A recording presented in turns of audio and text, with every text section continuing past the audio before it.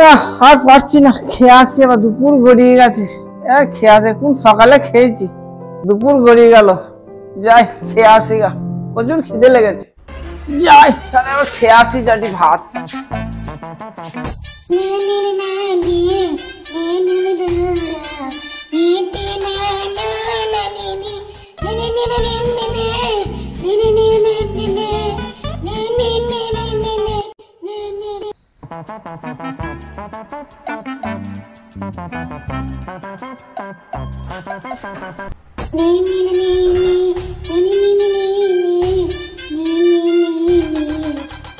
বউ, ও বউ, ও গিন্নি, কি হলো?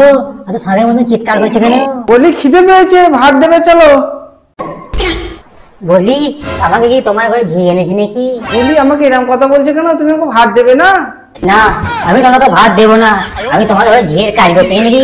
আমার বাবা কত তোমাকে ফোন দিয়েছে। তার মানে আমাকে তুমি খেতে দেবে না? সকালেও খেতে দেবে, এখনো খেতে দেবে না? কি পেয়েছো কি? পেয়েছি আমার কি, হাত পা তো আছে, তুমি নিজে এনে খাওয়া।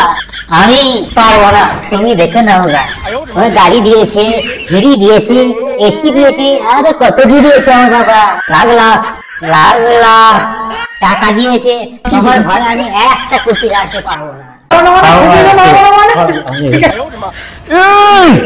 আরে বাবরে, গায়ে কত ঠান্ডা রে।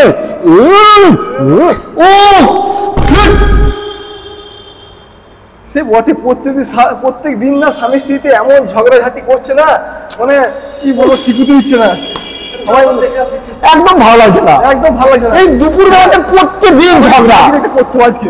আরে খেয়ে দিয়ে একটু খেলা করছি, তাও খেলতে দিচ্ছে না। আজকাল ভিত করতে হবে। চল এদের বিগ নিয়ে ছাড়বে। চল চল চল চল চল চল। পারবো না, আমি গিয়ে পারবো না, পারবো না। কি হয়েছে গো? এই বুড়ো মানুষটা ওরা আমাকে চাকর ভাবছে। তুমি তো রাজ রানী গো, তোমাকে এরকম ছি খারাপ হয়েছে। আরে ঘিয়ে মতো ঠান্ডা যায় এই বুড়ো জিনিসটা। তুমি যেমন খাটবে না, আমার ঘর চলে যাও নাকি? ঠিকই তো, কথা বলি তো।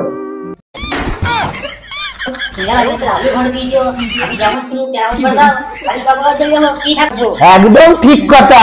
আমার বৌদিকে কি যৌবন ছিল নিয়ে এসেছিলে, একদম সেরম করে দাও দাদা, তাই তো বৌদি বাপের ঘর চলে যাবে। কি কথাটা তো ঠিক নাকি?